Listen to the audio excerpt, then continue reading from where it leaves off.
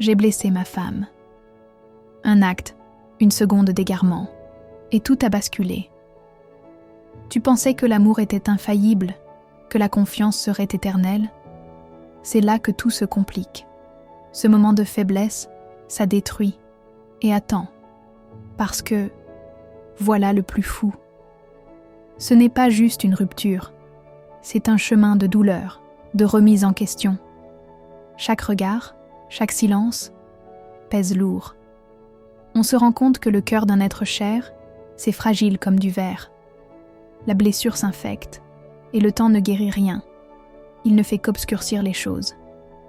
Cette lutte constante avec la culpabilité, elle te dévore de l'intérieur.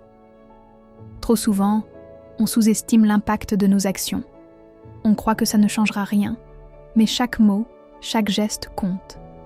Et là, l'épiphanie, la vraie force, c'est de reconnaître ses erreurs. C'est un acte de bravoure souvent mal compris. Reconnaître sa douleur, celle de l'autre, et transformer ce souvenir amer en moteur de changement. Rétablir la connexion demande du courage, et ce juste retour vers soi-même est essentiel.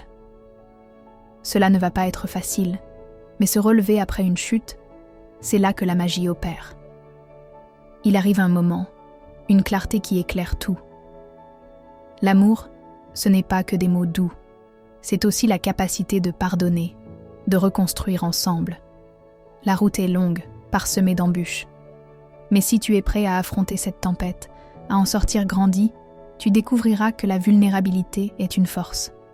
Ça transforme les relations, ça les renforce. Au final, ce qui compte, ce n'est pas l'erreur elle-même, mais comment tu choisis d'y faire face. C'est ça, la clé. L'amour, ce ne sont pas les promesses en l'air, mais les actions qui réparent.